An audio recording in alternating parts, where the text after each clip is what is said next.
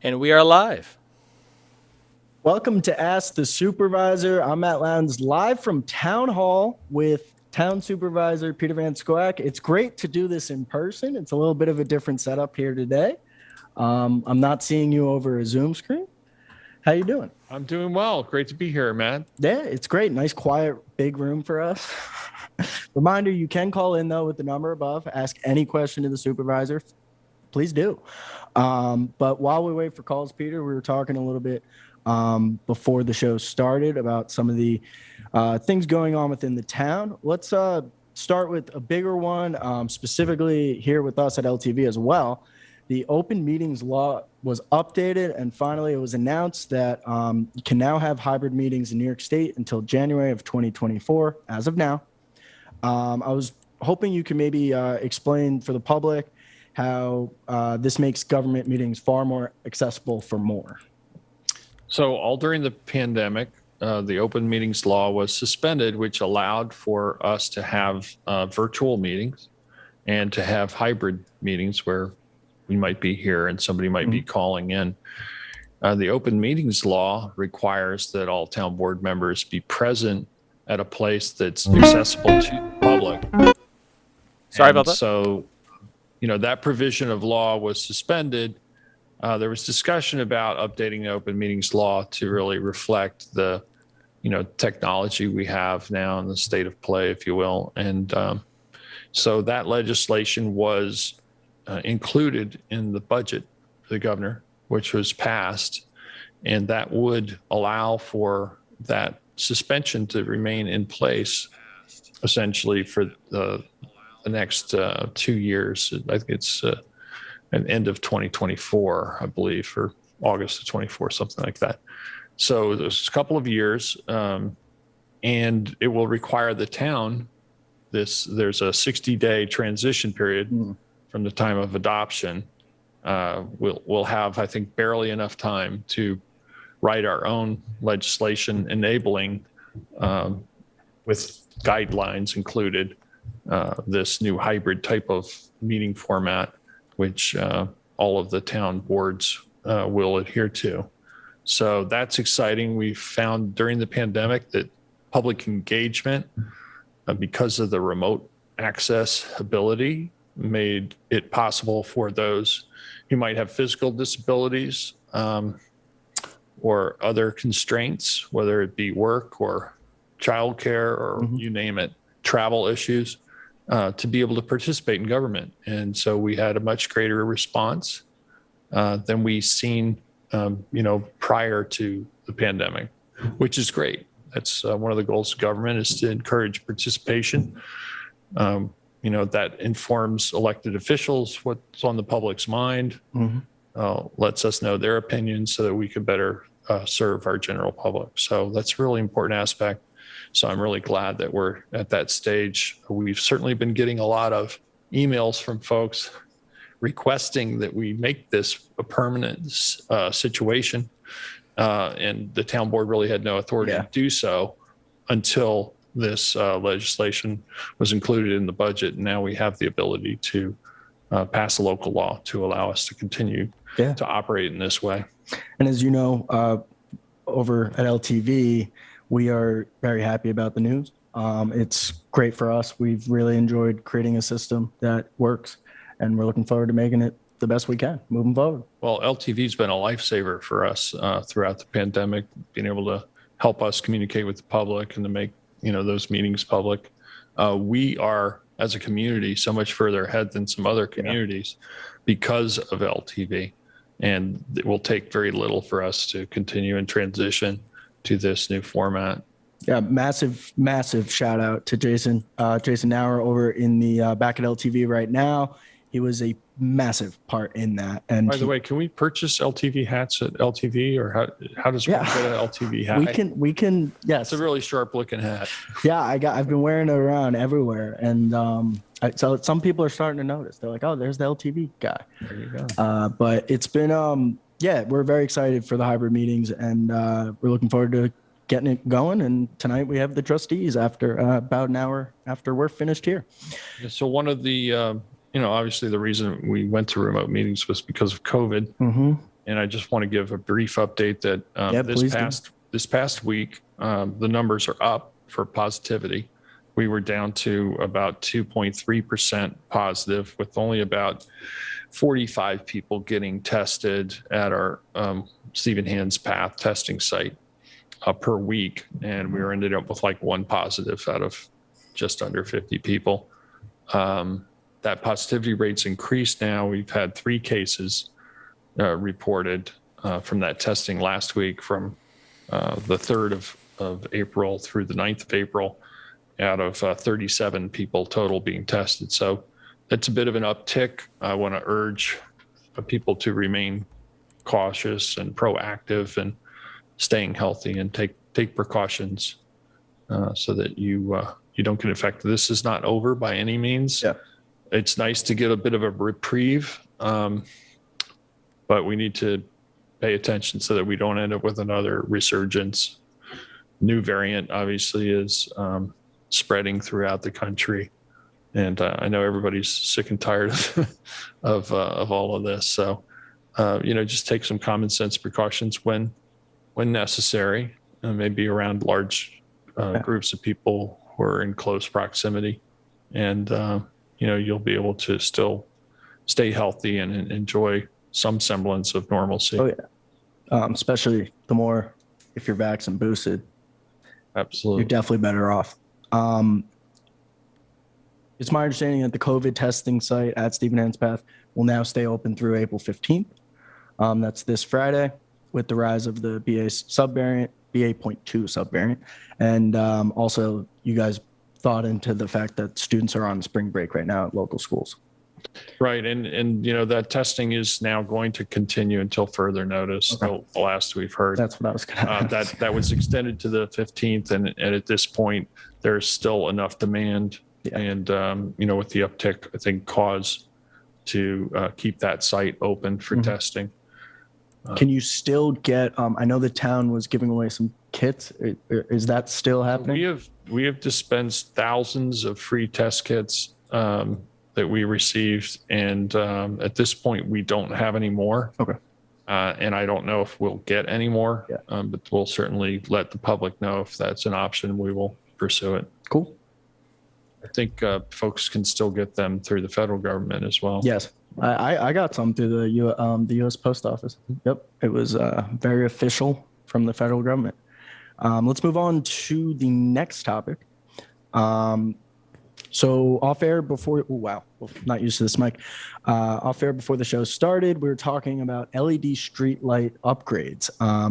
The plan is roughly to have 729 street lights go LED, eco-friendly. You mentioned to me the town can save thousands of dollars in electricity / conserving energy, of course. And that when you redid the 2017 downtown Montauk, you've saved roughly $18,000 in savings. So tell me annually. Yeah. Annually. Yeah, wow. Just from that one district. This is an effort, part of our ongoing effort to upgrade all of the town municipal lighting. We've retrofitted most, if not all, of our buildings at this point with LED lights, and are saving over, I think, $120,000 a year in energy costs just from that. We want to continue that effort and are working with the New York Power Authority to upgrade, to map out and identify all of our street lights within our jurisdiction, and to look at changing them over to LEDs. This will include a look at the Hamlet center of Amagansett, where there are currently overhead Cobra lights, style lights in the downtown area. There's been some interest in putting in more historic lampposts and lights like you see in the villages, Sag Harbor and East Hampton, as well as in Montauk. And so there's been some positive response to that idea. So we'll be looking into that as well. We're looking at whether or not the streetlights that we have are all necessary, and the ones we feel will be upgraded. And we'll be also doing some testing of bulbs with different temperature ratings on the bulbs. And I don't mean like Fahrenheit, I mean like Kelvin. which is a light Yeah. temperature.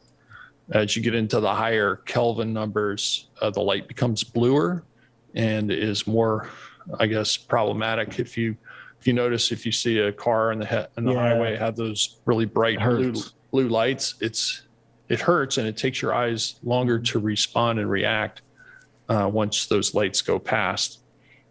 So that's problematic. If you get your street lights are too blue, can affect also wildlife and plant life as well. So we have a maximum temperature rating in the town of East Hampton of 3,000 Kelvin, and as part of our dark skies law, and we will have the replacement lights be 3,000 or less, possibly, with the possibility of also setting dimmers and times, so they'll be able to have smart technology, and we'll be able to control them more specifically and adjust them. That's a great idea. I have one follow-up question to that. You mentioned that maybe some lights you won't need anymore. Some certain areas, maybe there's less people now or whatever it may be. Are you, is there a process for the town? Let's say someone thinks there should be a street light somewhere where there's not. Is there any process in this that you could add street lights elsewhere?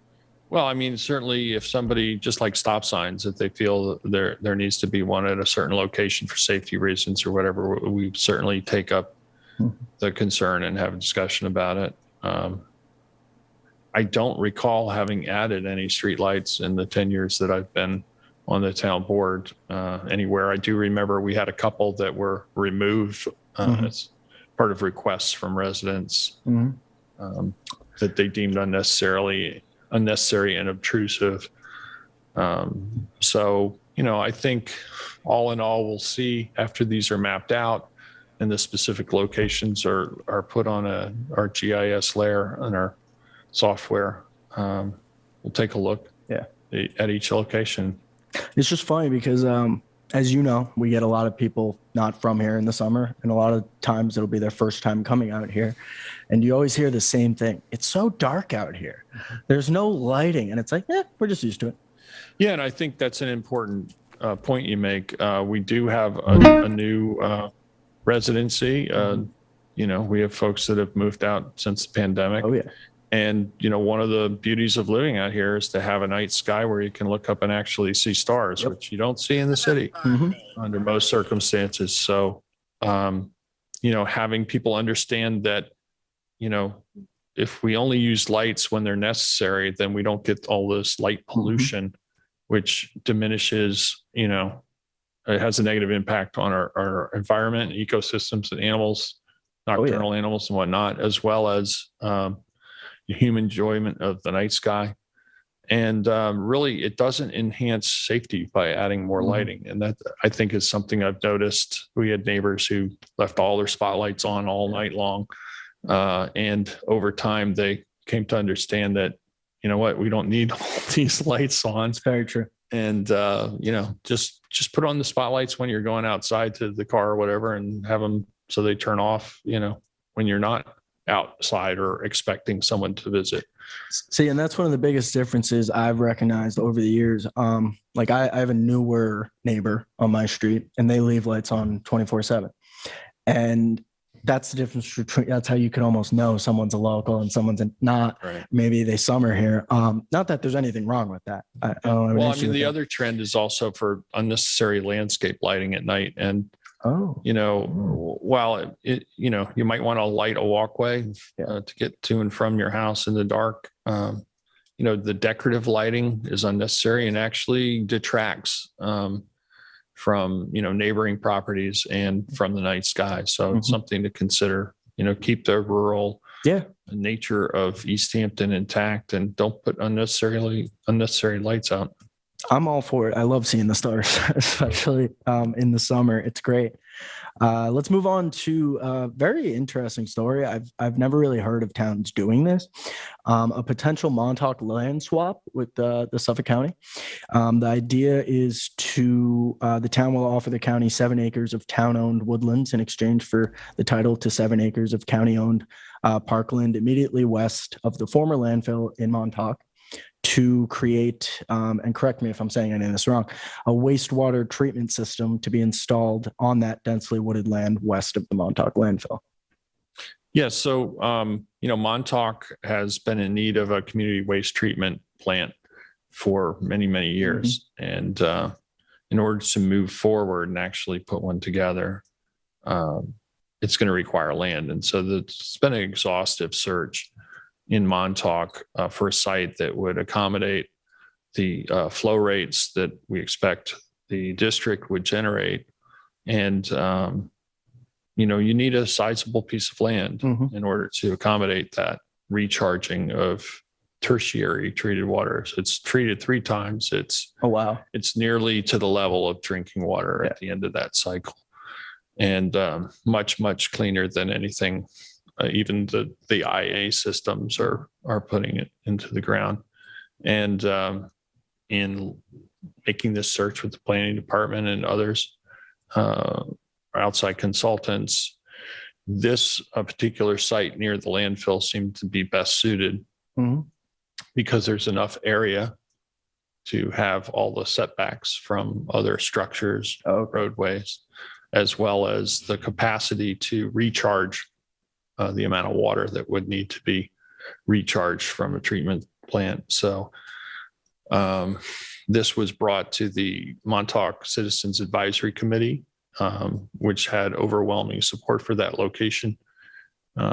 People historically have taken their garbage to the landfill or to the transfer station. Now it's set away from residences. It's in an area that is not problematic from aesthetic. You won't see it. You won't smell it. It's really, we think, the best location. So we're in the process of taking this idea to various groups in Montauk, the CCOM, the Concerned Citizens of Montauk, that environmental organization that's been around, I think, at least 50 years now. So we expect that there will be support for this particular location. There really are very few possible locations, and none of them are large enough to accommodate in one place. More than 70% of Montauk has also been preserved as parkland. So there's really few options other than, I think, this land swap. And I think it's important that we have a net zero on if there's parkland alienation, that we're purchasing new properties that will offset that, so that there's no net loss of parkland. I think that's an important aspect as well. Yeah, no, it is. Has there been any talks with Suffolk County directly? Yes, I mean, we've been working with Suffolk County and with Assemblyman Thiel. At this point, the county wants to be sure that the community supports the location. And they have a process to go through. The first step, again, is support. They know very well how badly Montauk needs a sewer treatment. So from the logistics standpoint and the need, they know there's demonstrated need. They just want to make sure that there's enough community support for what's being proposed as a possible site. And moving on, but also talking about community support and Fred Thiel, we're going to jump into some stuff on affordable housing here. You went to one of the express sessions last week on Thursday at the clubhouse. It was focused on affordable housing. Can you give us a little bit of inside info on what went down at there? Yeah, it was a panel put together mostly of local officials who deal with affordable housing issues. We had some Sag Harbor village trustees. We had Tommy John Scavone, who's a town council person, Southampton, myself, and it was hosted by the Express News Group, who've been doing these types of forums on various topics, from the airport to beach erosion, really pressing, important issues. So there was discussion and a lot of interest. They had very good attendance, and I think people are keenly interested in how we are going to try and address this problem. Yeah. And one of the key ways that we can address this problem will be to have a reliable and renewing funding source. Yep.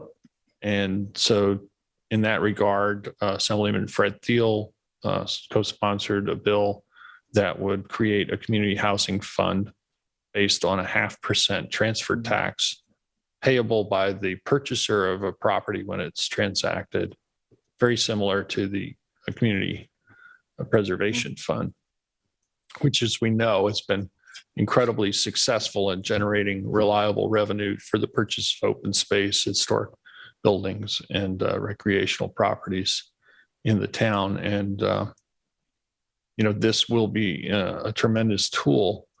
So what we have to do as a town board is to develop a community housing fund plan, which will spell out what the eligible expenses and projects would be for the use of those funds, a process by which they're vetted. So we'll have an advisory panel that's put together to vet projects and recommend them to the town board. And we have to have a public hearing on that plan. Once adopted, then we'll have that plan put forward on a ballot for a referendum in November. Massive. And, if it passes in November, which I hope it will be, then it would take effect no sooner than 60 days afterwards. So I would expect the first of the year, we would be able to start, collecting funds within that program that could be used towards affordable housing. So, one thing I read, some people are concerned about the timeline of it. The fact that it's already April, November is only a few months away. What would you say to someone who says, I don't think they can make a bill that is going to work for everyone in that short amount of time? Well, I think each of the 5 towns have to make that determination on their own. And I think while some were concerned initially that they might not be able to meet that time frame, here in East Hampton, I just believe that we have no choice but to try and get this done this year.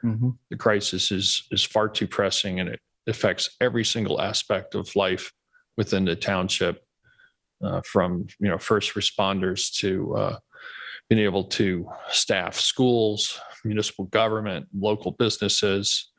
It's really impacting everybody. There's probably not a single department in town hall right now that doesn't have an open spot. And I know, again, the school districts are struggling to hire and retain staff. So there's no doubt that this is a really incredibly big problem that we need to make some inroads in.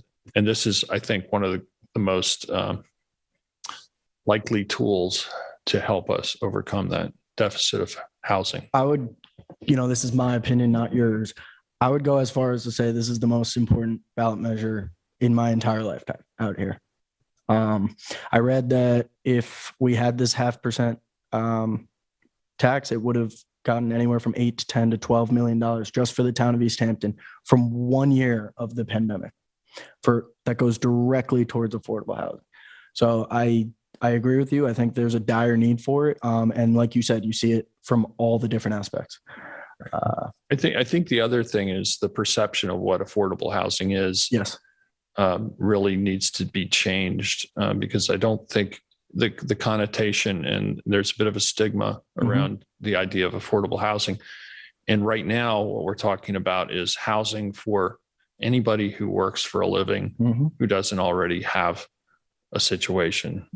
They may have been, renting with the hopes of buying a house, and that's now out of reach. And not only is it out of reach, but the rental house that they were in for years may have been sold to take advantage of, the spike in real estate values. So we have people who are vital to the community functioning properly, who are, they're not poor, but can't afford housing. And we hear it from the hospital, Doctor issues with trying to hire and retain doctors, nurses, skilled technicians, radiologists, et cetera, all the way to, janitors at the schools, you name it. Every aspect of work is affected by housing here. And we know that the commute times from more affordable locations are horrendously long and only getting worse. And we don't have the road infrastructure to handle a commute by that many people. And we've made inroads with the addition of the South Fork commuter connection, additional trains, the LIRR, but we still need to have more work here, live here, work here. That's really, strengthens our community, and we need to make sure that we have working people living here in town. That's how a community should be. There's no way around it. I mean, Somebody said to me, you can't have community without community members. And, that means, a broad array of people who provide services that support every other aspect of the community. Oh, yeah. No, I agree with you. I think it's very important, and I hope the public can understand that this is not a left or right issue. This is an everybody issue. This isn't a political affiliation issue. This is an everyone out here issue. Absolutely. Let's move on. One more topic here. I wanted to get this one in. Which one was it? Sorry. Oh, yes. Sorry, I lost it. Oh, okay. So for a long time now, and I know this isn't a major issue, but this is something I think the town should really be proud of. The Lars Simonson skate park renovation. 1.4 million bid accepted by the town board from the American Ramp Company. Renovations began last month. This has been a long-term effort to try to rebuild this skate park that is very vital to the Montauk community, especially in the summer. And I kind of, you had thousands of dollars donated from local individuals. Over 335 individual donations were put in to get to 1.3 million by September of 2021. A vintage truck was raffled. There was events. There were so many different things.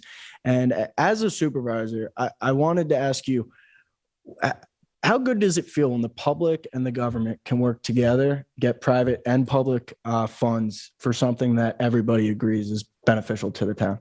Well, it's terrific. That's as good as it gets, as far as I'm concerned. And, we had looked at some renovations to the skate park. The skate park was a very technically advanced park. It was basically, swimming pool type park, and didn't have a lot of features for beginners and intermediates per se. And so there's been some interest for some time about making additional improvements there to really broaden out the accessibility for more people at various stages of ability to use skate park. And so we had started, I don't know, probably 4 or 5 years ago, some initial plans, and things just didn't quite get off the ground. And I have to say that Councilman David Lees, deserves a lot of credit for helping to move this forward. I think the pandemic really sparked the major change in that you had a lot of people spending time here and looking for outdoor activities to be healthy. And also with the surf culture, not every day has waves. So you could still ride a board in the skate park. And, we have some really, world-class. Oh, yeah. World-class folks in terms of surfing and skating. Kelly Slater comes here. Circulating around in the community, particularly in Montauk. And so I think what's really amazing is, with the guidance of the shepherding of Councilman Lees, we saw that community really spark. And it was awesome. A couple folks came together. They put together a board. They raised well over, I think, $1.2 million. It was incredible. Of just, community donations. We're talking about some people made extremely large donations, and some, even down to the little kids. And I bet you most of those people don't skate. And some do and some don't. But I think what's great is that they saw the value in it, and they came together and they've worked with us. And here we are. We're breaking ground, and this is really going to be an amazing park. I look forward to its completion. It really was one of the cooler. Back on a skateboard. It's been a long time, but it was one of the cooler efforts I've seen from the public and the town working together in a long time out here. You felt it. You saw the sign when you drove into Montauk. You felt it, and it feels good.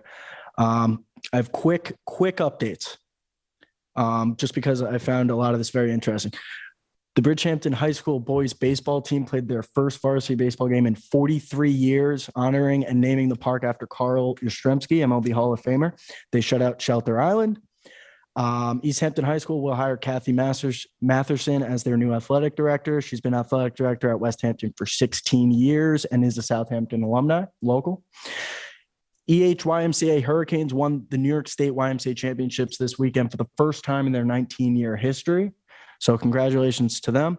And there's a Little League umpire shortage. If you're interested, you can get paid $85 per game. I very much enjoyed youth sports growing up out here. So if you have the time and want to help out, ump. And since you're looking for umpires, and we certainly need those for the upcoming Little League games, I encourage anyone who lives here who wants to work for the town to contact the town Human Resources Department. We have a number of openings.